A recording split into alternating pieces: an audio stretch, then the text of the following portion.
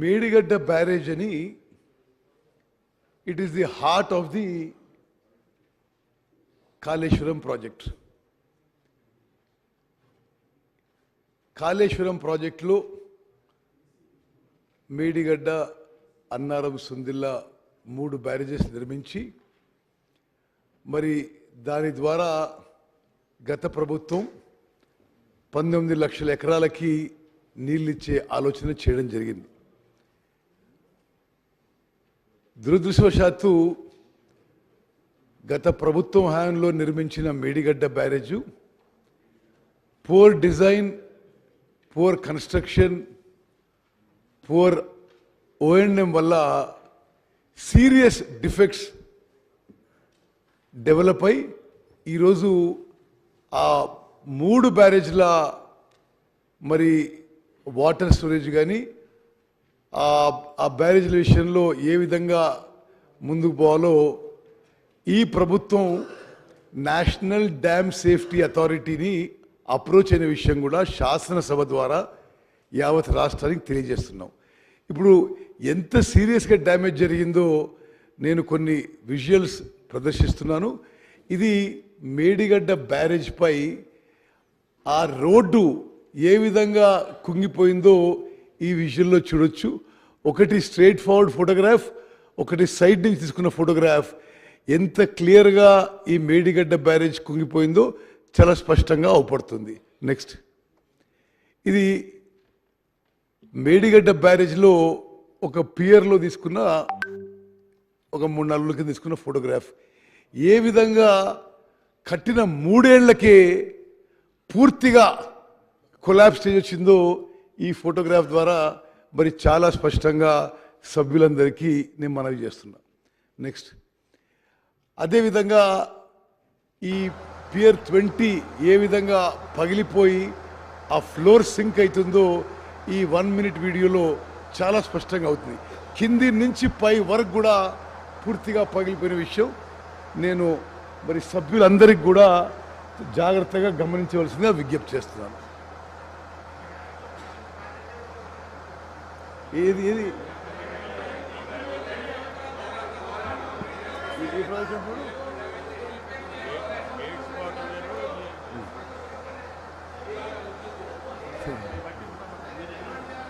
Okay సరే,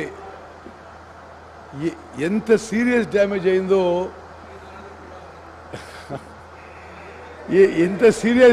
అయిందో సభలో ఏ పార్టీకి చెందినా దయచేసి గమనించవలసిందిగా నేను సవినయంగా విజ్ఞప్తి చేస్తున్నా. ఎంత సీరియస్ డ్యామేజ్ అయిందో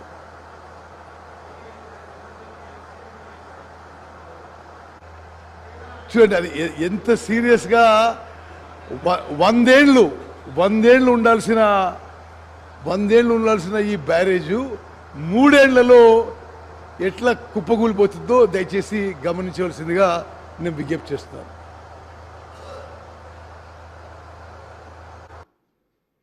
ఓకే, ఇప్పుడు సభ దృష్టికి నేను ఇంకొన్ని విషయాలు తీసుకొస్తున్నా.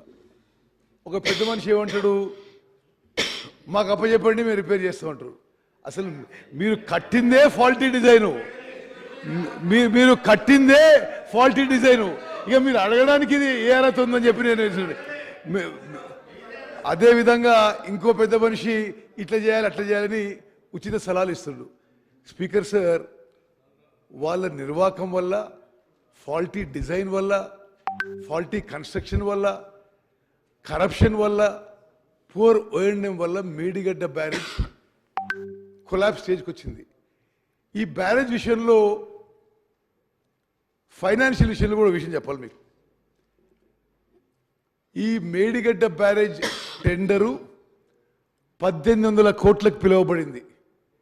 వర్క్ అవార్డ్ అయింది 1800 crores.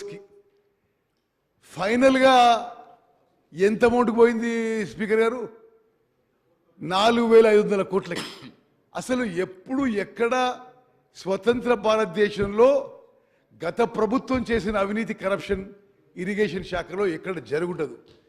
ఒక్కొక్క టెండరు, అంటే మేడిగడ్డ బ్యారేజ్ ఒక ఉదాహరణగా టెండర్ కాల్ ఫార్ చేసింది 1800 crores. ఎల్ఎన్టీకి వర్క్ అవార్డ్ అయింది 1800 crores.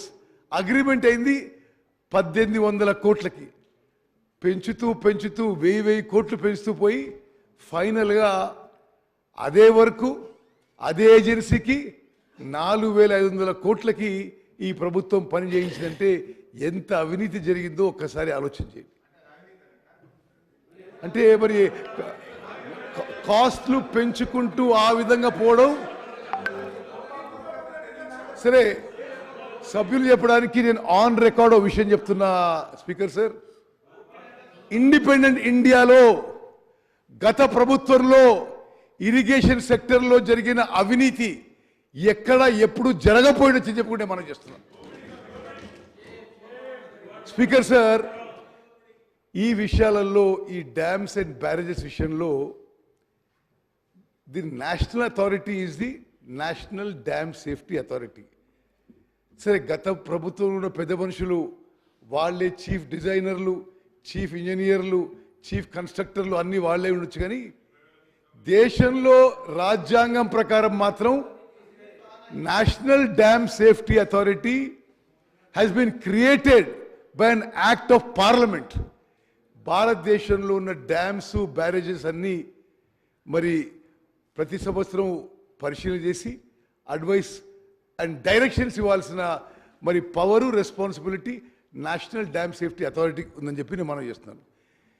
ఈ national dam safety authority Medigadda barrage inspect చేసి ఏం రిపోర్ట్ ఇచ్చిందో యథాతథంగా మేము ఒక్క వర్డ్ అటు ఇటు మార్చలేదు అధ్యక్ష.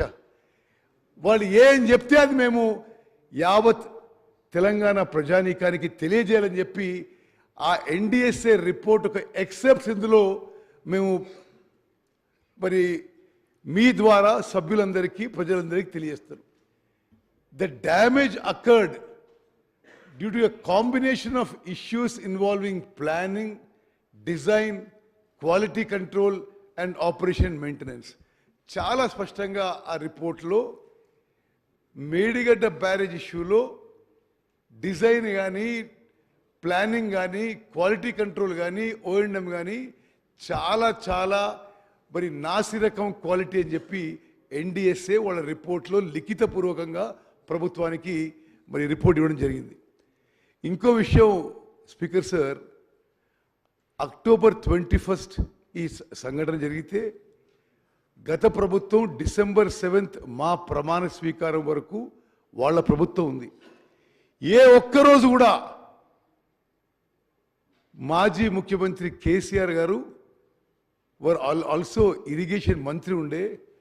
అక్టోబర్ 21 నుంచి డిసెంబర్ 7 వరకు ఒక్క మాట కూడా మాట్లాడని చెప్పిన విషయం మరి సభ్యులందరికీ గుర్తు చేస్తున్నా. అదేవిధంగా ఇప్పుడు ఆ ఎన్డిఎస్ఏ ఏమేమి చేసిందో, ఏమేమి రాసిందో మీకు చెప్తున్నా. There appears to be construction deficiency due to lack of stringent quality control. Quality control లేనందున మరి కన్స్ట్రక్షన్లో డెఫిషియన్సీ జరిగిందని నేషనల్ డ్యామ్ సేఫ్టీ అథారిటీ, అదో కాన్స్టిట్యూషనల్ బాడీ, వాళ్ళు లిఖితపూర్వకంగా ప్రభుత్వానికి రిపోర్ట్ ఇచ్చిన విషయం కూడా నేను మనం చేస్తున్నాను. ఇంకో చోట రిపోర్ట్లో there are deficiencies in the project planning and design as well. The barrage has been designed as floating structure but constructed as rigid structure. మరి ఎంత లోపం జరిగిందో దీని ద్వారా సభ్యులందరికీ గమనించాలని చెప్పి నేను మనవి చేస్తాను.